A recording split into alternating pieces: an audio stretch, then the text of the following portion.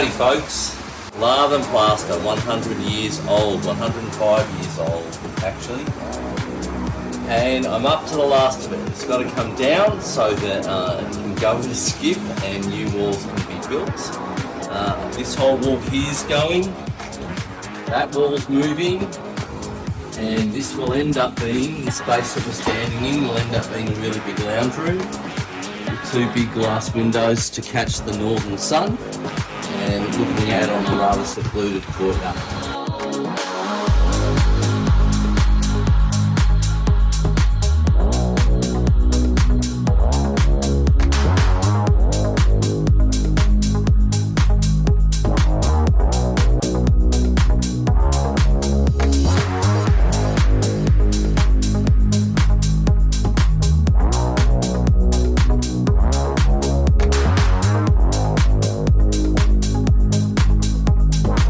We're also coming to that rather momentous point where demolition's over.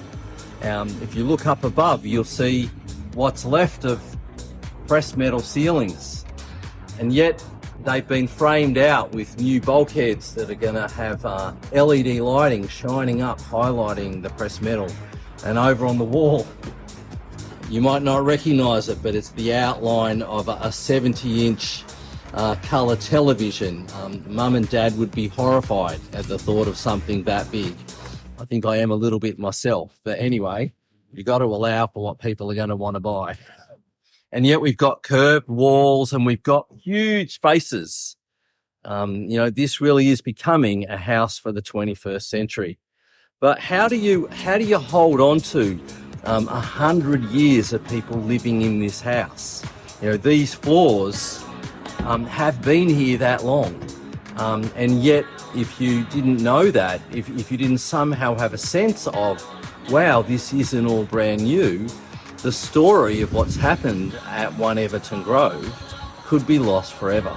And so today, just going to try and give you a little bit of insight into what's been going on in my mind and in the processes we've been taking to try and get this house right. My almost weekly challenge for the last year has been to take all the demolition rubbish to whichever tip was going to take it at the best price. And in fact, it's kind of ironic that I'm standing on top of the modern turntable that apparently so many of you are waiting to dance on.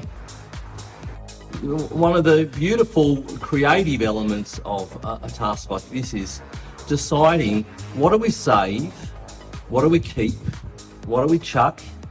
And with the things that we do save, how do we reuse them? So if you pan over this way, you'll see what's been saved of the 1917 Federation style stained glass front entrance.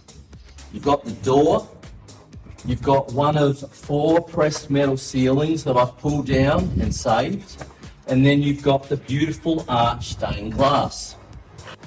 That door, believe it or not, is going back in the middle of a 4-metre high aluminium framed glass front door frame surrounded by clear glass. This particular panel of pressed metal is actually going to go in the kitchen over the island bench. It's going to match the shape of the island bench. And yet all around us we're going to have modern, high-tech, thermally broken double glazed windows. The old front door, stained glass, and another 4 panels that are somewhere else around this site are going to all be put back together and go inside one of those modern windows on a wall where there's no view, so that the dining room in fact is going to capture all of the history of stained glass. Even the light fitting.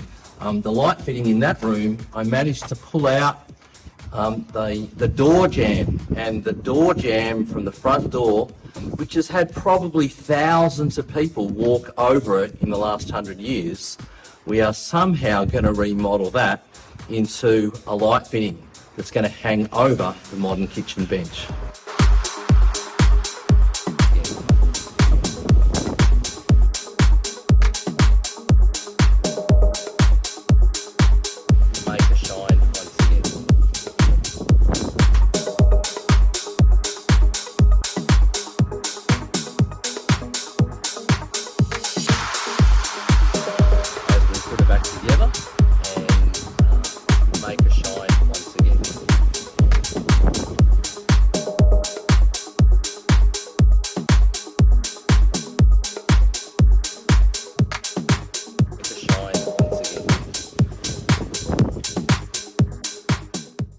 So as I was saying, it's one thing to save a beautiful item that's old, and that really matters.